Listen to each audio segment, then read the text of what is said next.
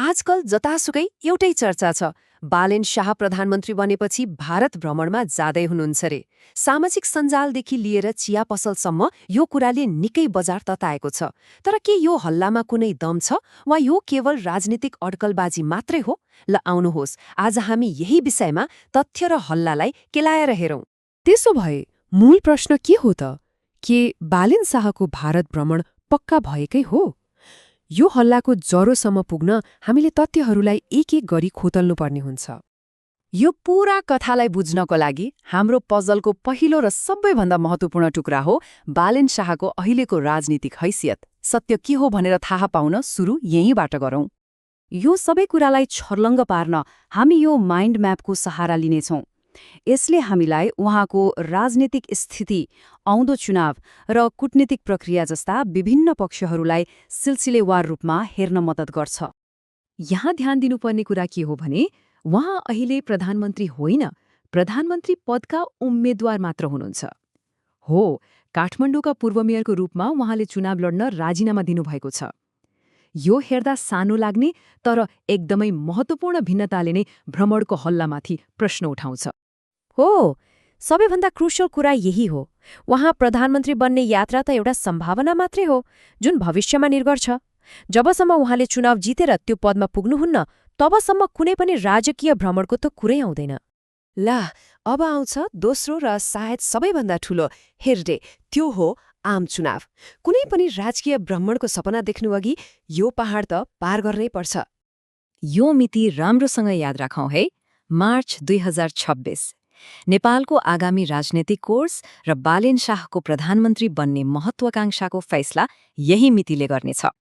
हामीले कुरा गरिरहेको यो भारत भ्रमणको हल्ला मात्र होइन, देशको भावी नीति र दिशा समेत सबै कुराको साँचो यही चुनावको नतिजामा लुकेको छ। सबै कुरा यही आएर अड्किन्छ। अनि फेरि यो चुनाव जित्न त्यति सजिलो पनि छैन। नतिजा के हुन्छ अहिले कसैले भन्न सक्ने अवस्था छैन। बहुमत नआए गठबन्धन बनाउनु पर्ने होला। अनि मैदानमा वर्षौंदेखि राजनीति गरिरहेका पुराना खेलाडीहरूसँगको प्रतिस्पर्धा छँदैछ। यी सबै कुराले स्थितिलाई झनै जटिल बनाउँछ। एकछिनलाई मानौ उहाँले चुनाव जित्नु पनि भयो, कि त्यसपछि तुरुन्तै भारत भ्रमण हुन सक्छ त? सक्दैन। किनभने अब हामीले यो पजलको तेस्रो टुक्रा कूटनीतिक प्रक्रियालाई बुझ्नुपर्छ। यो कुरालाई एकदमै सरल तरिकाले बुझ्न सकिन्छ। कसैले पनि आफूले नपाएको जागिरको लागि विदेश भ्रमणको योजना बनाउँदैन नि, होइन र? हो, राजकीय भ्रमण पनि त्यस्तै हो। तर यो त झन् कति गम्भीर र व्यवस्थित प्रक्रियाबाट अघि बढ्छ। हेर्नुस्, राजकीय भ्रमण भनेको हतारमा हुने कुरा होइन, यसको एउटा प्रक्रिया हुन्छ। पहिला चुनाव जितेर सरकार बन्नु पर्यो। त्यसपछि दुवै देशका सरकारहरूबीच मिति र एजेन्डामा लामो छलफल हुन्छ। अनि मात्र औपचारिक निमन्त्रणा पठाइन्छ। त्यो स्वीकृत भएपछि बल्ल आधिकारिक घोषणा हुन्छ। यो एउटा लामो र चरणबद्ध प्रक्रिया हो। र सत्य के हो त भन्दा अहिलेसम्म यी मध्ये एउटा पनि कदम चालिएको छैन। न कुनै सरकारी विज्ञप्ति छ, न कुनै आधिकारिक सूचना, न त कुनै भरपर्दो समाचार नै आएको छ। सबैतिर शून्य छ। ल, अब हामीले पजलका सबै टुक्राहरूलाई ठाउँमा राख्यौं। अब हेरौं यसले कस्तो तस्बिर बनाउँदो रहेछ। तथ्य र हल्लाबीचको सीमारेखा आखिर कहाँनिर छ त? यो तालिकाले पूरै कथालाई एकै नजरमा स्पष्ट पार्छ। के बालेन शाह प्रधानमन्त्रीका उम्मेद्वार हुन्? हो। के उहाँ प्रधानमन्त्री बनिसक्नुभयो? छैन।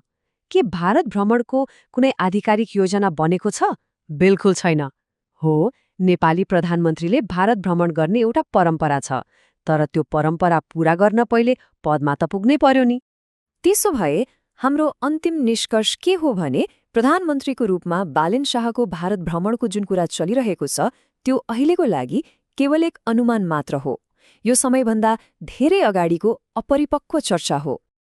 तर जाँदा जाँदै एउटा ठूलो प्रश्नबारे सोच्न छोडेर जाउँ। यो एउटा भ्रमणको हल्ला त आफ्नो ठाउँमा छ, तर यदि बालेन शाह जस्तो नयाँ नेतृत्व सत्तामा आयो भने के यसले नेपालको परम्परागत विदेश नीति, विशेष गरी हाम्रा छिमेकीहरूसँगको सम्बन्धमा कुनै नयाँ मोड ल्याउला? यो साँच्चै सोच्नुपर्ने कुरा हो।